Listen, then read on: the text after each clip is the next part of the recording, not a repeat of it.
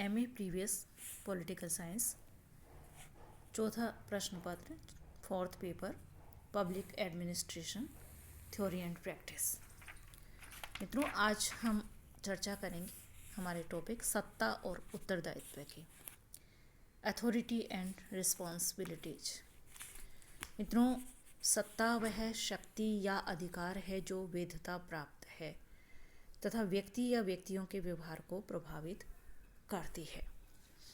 इसीलिए कहा जाता है कि सत्ता का संगठन में वही स्थान है जो मानव शरीर में आत्मा का है। बिना आत्मा के मानव शरीर निष्क्रिय है, तो बिना सत्ता के प्रशासनिक संगठनों में न निर्णय हो सकते हैं और न ही अधीनस्थों से कर्तव्य पालन कराया जा सकता है।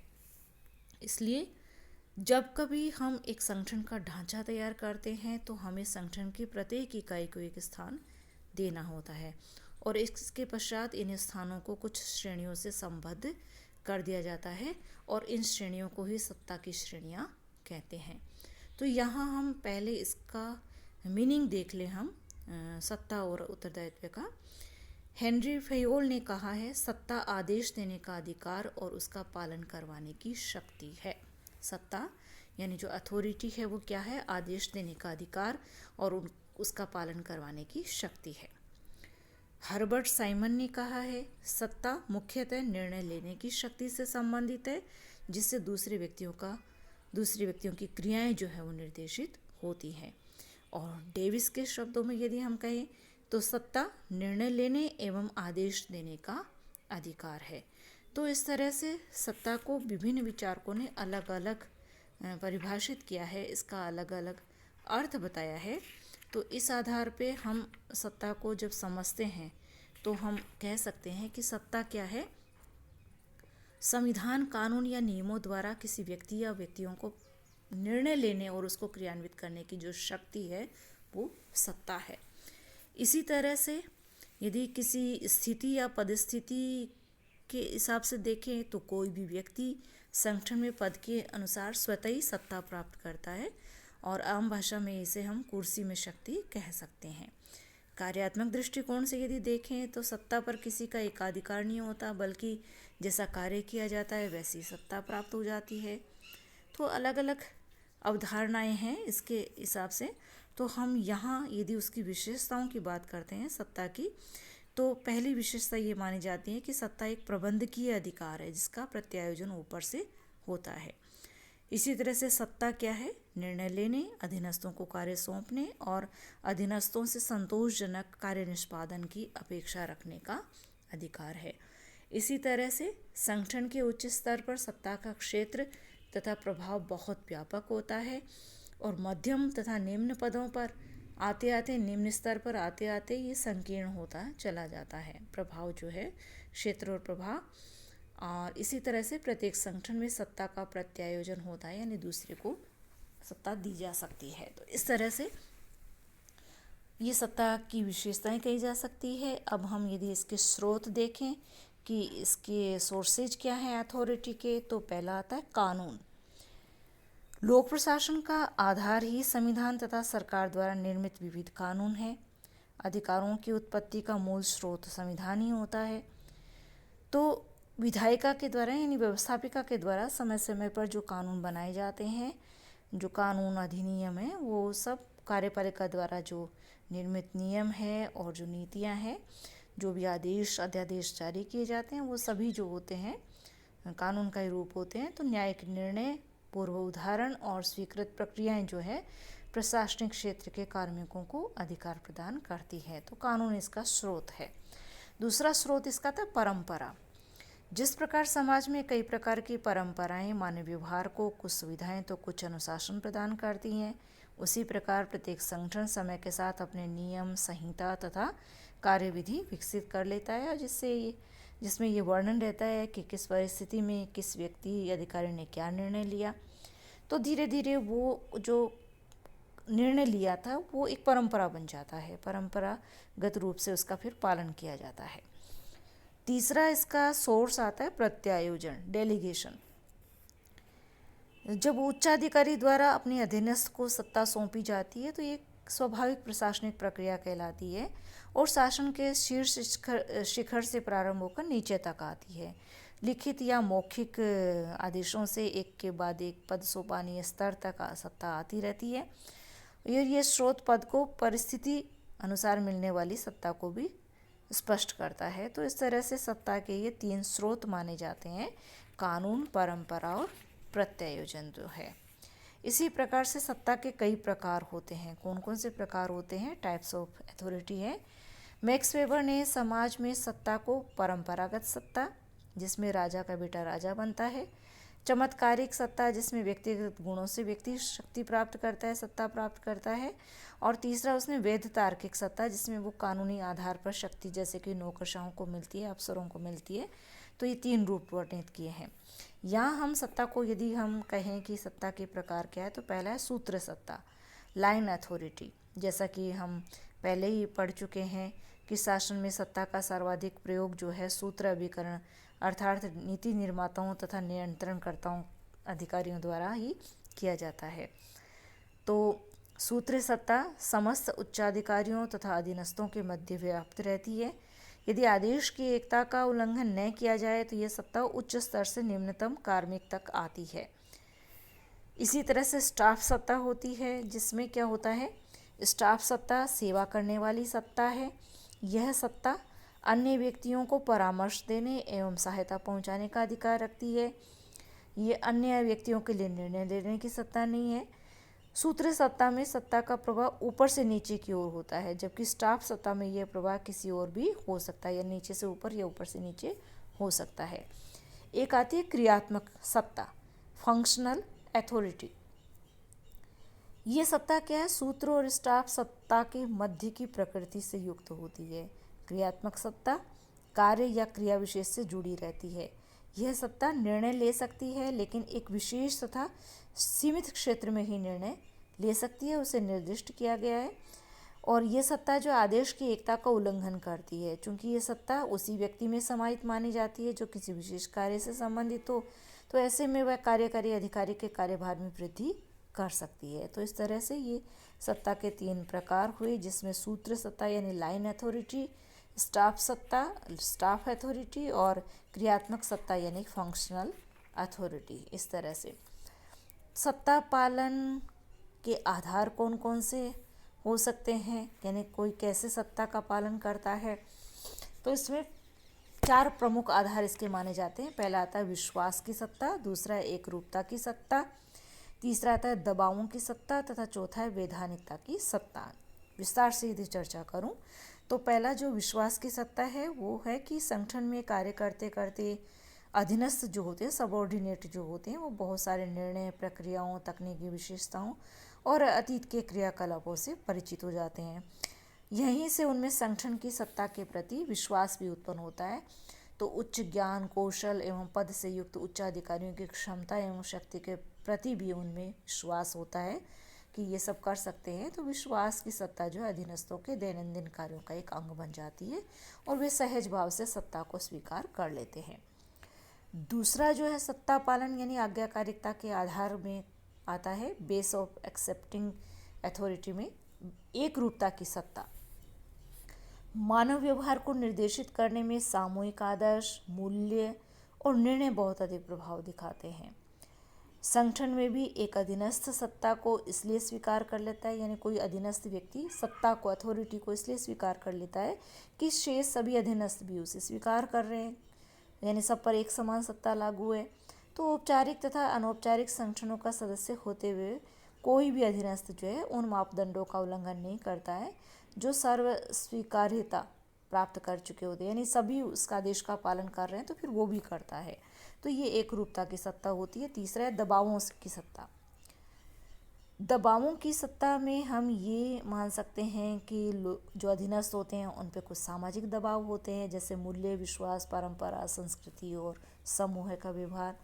कुछ मनोवैज्ञानिक दबाव होते हैं, जैसे किसी को भय लगता है कि यदि सत्ता के आदेश का पालन नहीं करेंगे तो कुछ भी किया जा सकता है, हमारे विरुद्ध कार्रवाई हो सकती है, हमें डिग्रेड किया जा सकता है।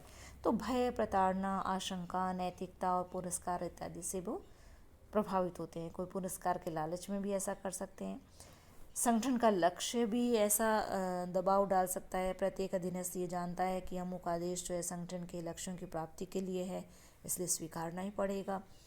इसी तरह से आर्थिक सुरक्षा एवं स्तर पर भी संगठन में कार्य करते समय मनुष्य मुख्यतः अपनी आर्थिक आवश्यकताओं की पूर्ति करता है और अपनी आर्थिक सुरक्षा को बनाए रखने के लिए सत्ता को स्वीकार करता है। तो उसे स्वीकार करना पड़ता है कि सत्ता किसकी है। और कई बार उदासीनता भी होती है कि संगठन में प्रत्येक व्यक्ति कार्यशील, उत्साही और समर्पित नहीं होता, और न ही उत्साही व्यक्ति हमेशा समर्पित होता है। तो अधीनस्थ के व्यवहार में कुछ अंश जो है उदासीनता के भी आ जाते हैं, तो वो कई बार उदासीनता के कारण भी उसे स्वीकार कर लेता है। तो ये है दबावों की सत्ता, प्रेशर की। और चौथा इसका आधार आता है, बेस आता है वैधानिकता की सत्ता। इसमें क्या होता है, आधुनिक शासन तंत्र का आधार है कानून, इसलिए लोग क्या करते हैं, शासन का आदर करते हैं क्योंकि वो कानून पर आधारित है। इसी प्रकार संगठन का आधार जब कानून हो, नियम और प्रक्रिया स्पष्ट हो, कार्य विभाजन किया हुआ हो, तो अधीनस्थ व्यक्ति जो होता है, सबऑर्डिनेट जो होता है, वो इसकी वैधानिकता के परिवेश में उच्चाधिकारियों के आदेश या उसकी सत्ता को स्वतः ही स्वीकार कर लेता है। लेकिन मित्रों, सत्ता की कुछ सीमाएं भी होती है, लिमिटेशंस भी होती है अथॉरिटी की। लिमिटेशंस में पहला पॉइंट आता है कि विधायी नियंत्रण जो होता है, सत्ताधारी पर विधायी नियंत्रण होता है। कैसे? प्रशासनिक संगठनों का कार्यकरण जो है कानूनी मर्यादाओं से निर्धारित किया जाता है।